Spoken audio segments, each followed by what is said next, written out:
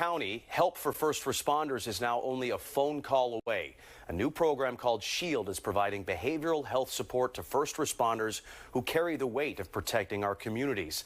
Our Jennifer Lee sits down with law enforcement officer who helped launch the new program. 45, we do have medics being dispatched now for a shooting victim. High-pressure emergency calls and split-second decisions all come with the territory when working as a first responder. Definitely one of the things that occurs in the first responder world is you're expected to make very serious decisions, and you see a lot of things, some good and a lot of bad, and that can wear on you. Ridley Township Police Corporal Leo Doyle has a degree in counseling and psychology and coordinates Delaware County's Law Enforcement Treatment Initiative with MVP Recovery, which places offenders of low-level crimes into treatment instead of jail. What he didn't expect were the phone calls from his own first responder community seeking help for themselves.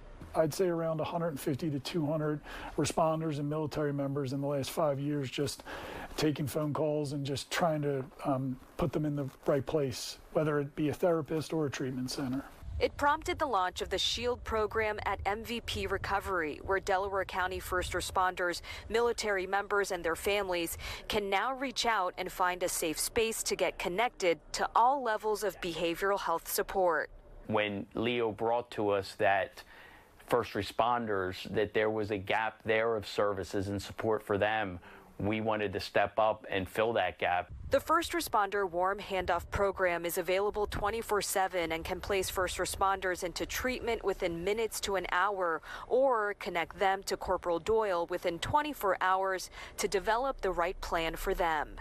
We can triage that call to Leo, and he can be that person that say, I understand the additional barriers that a first responder faces. SHIELD only launched about a week ago, and already we're told about 5 calls have come in, including one from the wife of a first responder. If you'd also like to get connected, reach out to MVP on their line at 855-MVP or 687-2410.